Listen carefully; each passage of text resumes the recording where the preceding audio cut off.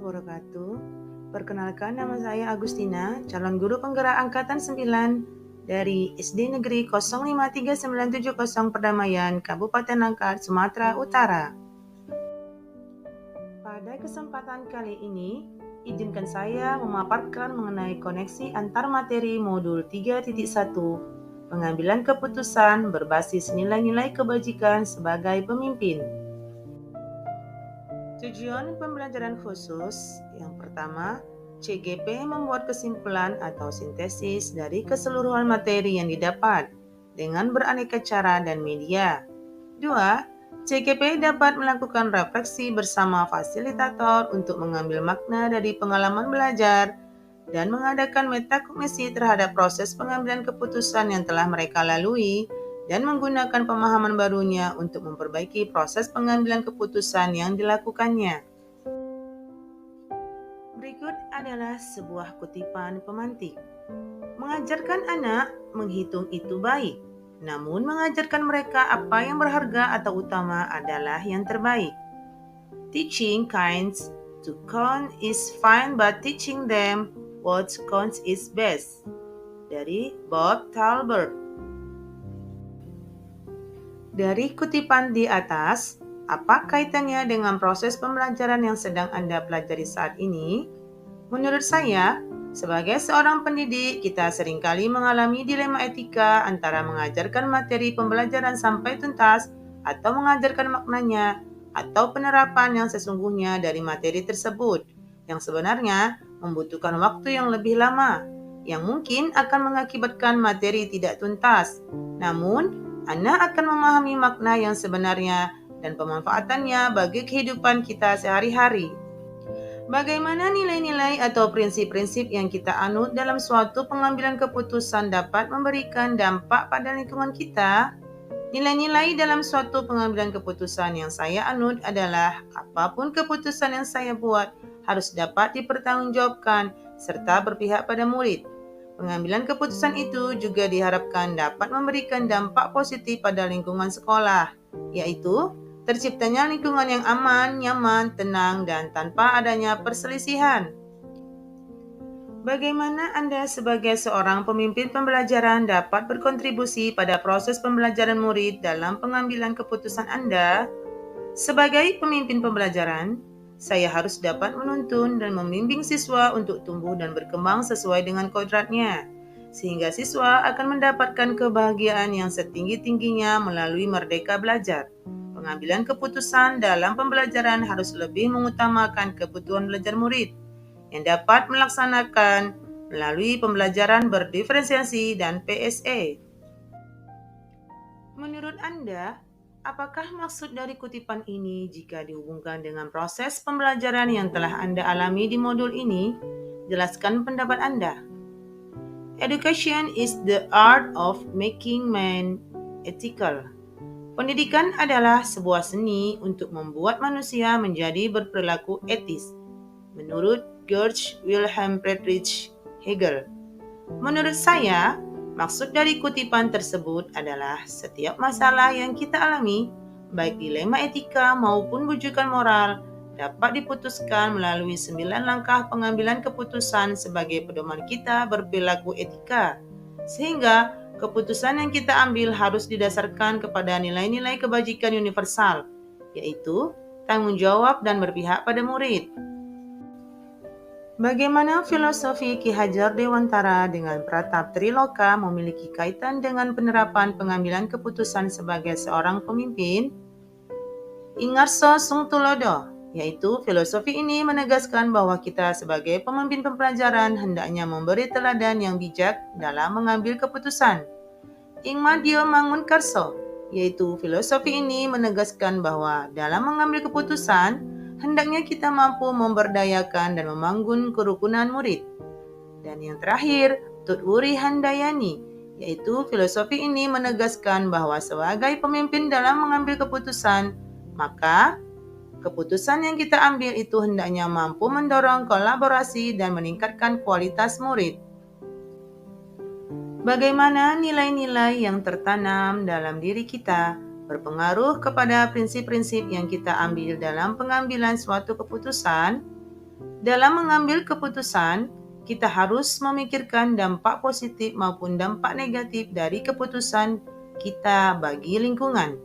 Oleh karena itu, diperlukan prinsip-prinsip dan nilai-nilai kebajikan. Jika seseorang memiliki nilai-nilai kebajikan yang sudah tertanam dalam dirinya, maka setiap keputusan yang diambil dapat dipertanggungjawabkan dan dapat mengakomodir kepentingan semua pihak.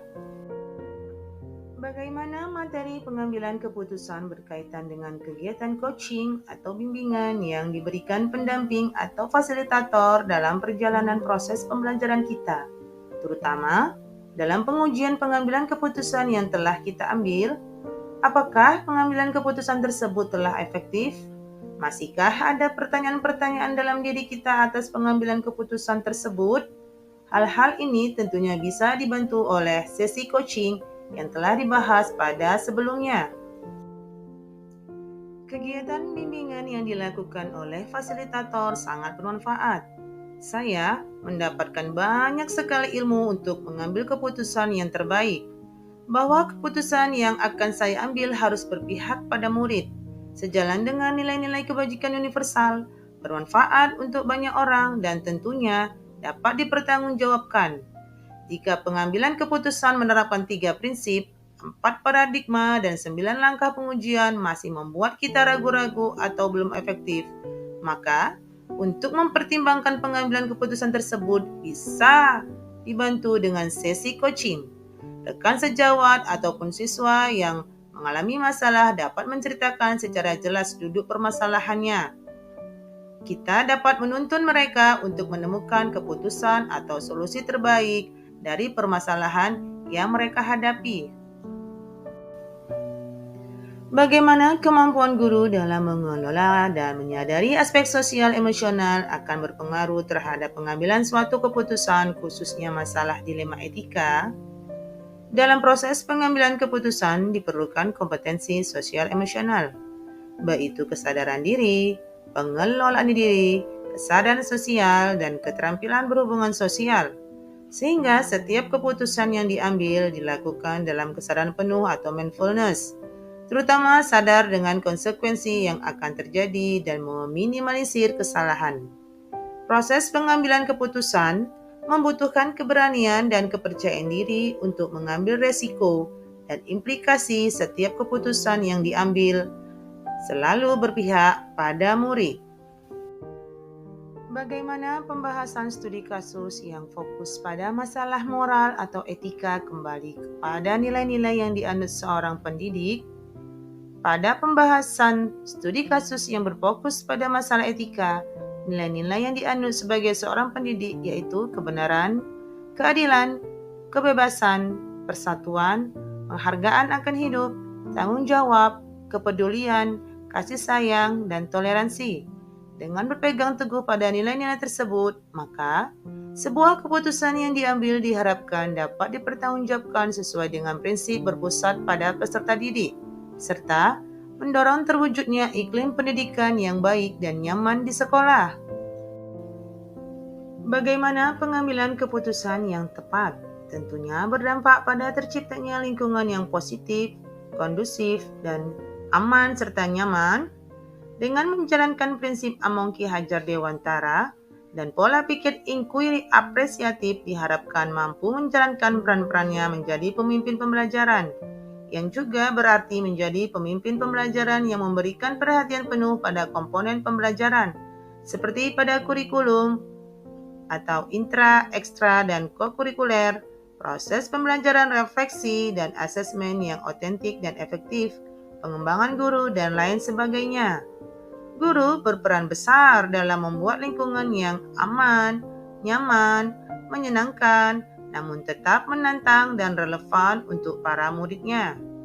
Guru diharapkan mampu berperan sebagai pendidik yang berorientasi pada kepentingan tumbuh kembangnya siswa, agar mampu berkembang sesuai dengan kodratnya. Apakah tantangan-tantangan di lingkungan Anda untuk dapat menjalankan pengambilan keputusan terhadap kasus-kasus dilema etika ini? Adakah kaitannya dengan perubahan paradigma di lingkungan Anda? Kesulitan-kesulitan yang dialami di lingkungan tempat saya bekerja adalah sering terjadi perbedaan pendapat atau pandangan antara pihak-pihak yang terlibat, sehingga terkadang hal-hal tersebut menimbulkan kesalahpahaman. Dengan demikian, terkadang keputusan yang diambil tidak melibatkan seluruh warga sekolah. Kesulitan ini kembali ke masalah perubahan paradigma yang dipilih. Apakah pengaruh pengambilan keputusan yang kita ambil ini dengan pengajaran yang memerdekakan murid-murid kita? Bagaimana kita memutuskan pembelajaran yang tepat untuk potensi murid kita yang berbeda-beda? Pengambilan keputusan yang kita ambil dapat mempengaruhi pengajaran. Apakah kemerdekaan murid ataukah tidak sama sekali? Sebagai pemimpin pembelajaran, tentu memilih pengambilan keputusan yang berpihak pada murid dengan memberikan kemerdekaan sesuai dengan minat dan bakatnya serta kodratnya. Kebutuhan murid yang tidak sama dan memerlukan cara belajar yang berbeda-beda dapat dipetakan terlebih dahulu berdasarkan profil belajar. Bagaimana seorang pemimpin pembelajaran dalam mengambil keputusan dapat mempengaruhi kehidupan atau masa depan murid-muridnya? Sebagai pemimpin pembelajaran, kita lebih hati-hati dalam mengambil keputusan, karena keputusan yang kita ambil akan terkait secara terus-menerus dan berdampak pada kehidupan murid kita kelak. Pepatah mengatakan, guru itu digugu dan ditiru, yang artinya guru itu dipercaya dan ditiru. Sehingga, apapun yang kita putuskan sedikit banyaknya akan berdampak atau mempengaruhi murid kita dan memberikan pengaruh yang besar dalam kehidupan mereka ke depannya.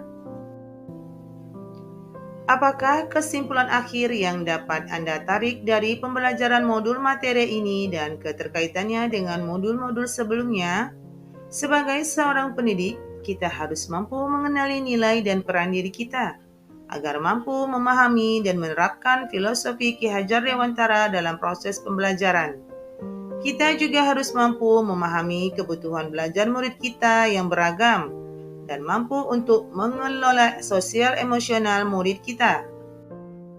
Sejauh mana pemahaman Anda tentang konsep-konsep yang telah Anda pelajari di modul ini, yaitu dilema etika dan wujudan moral, 4 paradigma pengambilan keputusan, 3 prinsip pengambilan keputusan, dan 9 langkah pengambilan dan pengujian keputusan? Adakah hal-hal yang menurut Anda di luar dugaan? Pemahaman saya tentang materi modul 3.1 adalah tentang penerapan 4 paradigma, 3 prinsip, dan 9 langkah dalam pengambilan dan pengujian keputusan, di mana pemahaman tersebut saya gunakan untuk mengidentifikasi permasalahan yang muncul untuk memetakan mana yang benar lawan benar, atau dilema etika, atau benar lawan salah, atau wujudan moral. Hal di luar dugaan yang saya dapatkan pada modul ini adalah ketika kita menghadapi kasus dilema etika, maka kita perlu memunculkan opsi trilema agar muncul solusi kreatif yang bisa diterima oleh semua pihak. Sebelum mempelajari modul ini, pernahkah Anda menerapkan pengambilan keputusan sebagai pemimpin dalam situasi moral dilema? Bila mana pernah, apa bedanya dengan apa yang Anda pelajari di modul ini? Pernah, saya pernah mengalaminya. Pada saat itu, dilema etika yang saya alami berdasarkan paradigma individu lawan kelompok atau individual versus community. Saat itu, saya hanya mengandalkan keputusan hasil akhir yang sekiranya tidak merugikan kedua belah pihak. Namun, setelah saya mempelajari modul ini, ternyata sebuah kasus dilema etika perlu diselesaikan dengan 4 paradigma, 3 prinsip, dan 9 langkah pengambilan dan pengujian keputusan, agar apa yang diputuskan dapat dipertanggungjawabkan dengan baik dan benar. Bagaimana dampak mempelajari konsep ini buat Anda? Perubahan apa yang terjadi pada cara Anda dalam mengambil keputusan sebelum dan sesudah mengikuti pembelajaran modul ini? Sebelum mempelajari modul ini, saya cenderung menyelesaikan masalah menggunakan prinsip and best thinking, yaitu saya melakukan karena itu yang terbaik untuk kebanyakan orang, ataupun rule based thinking, yaitu berpusat pada tugas yang ada. Setelah mempelajari modul 3.1 ini, saya jadi lebih banyak mengolah rasa empati saya untuk memutuskan sesuatu dengan rasa peduli atau care-based thinking. Seberapa penting mempelajari topik modul ini bagi Anda sebagai seorang individu dan Anda sebagai seorang pemimpin?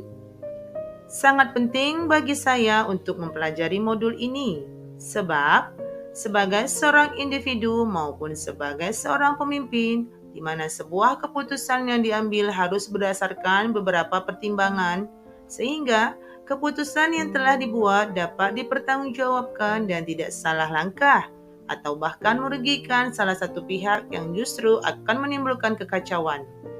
Dengan mempelajari modul ini, diharapkan setiap pengambilan keputusan adalah langkah yang paling bijaksana dan yang terbaik untuk semua pihak. Demikianlah pemaparan dari saya, semoga bermanfaat. Terima kasih.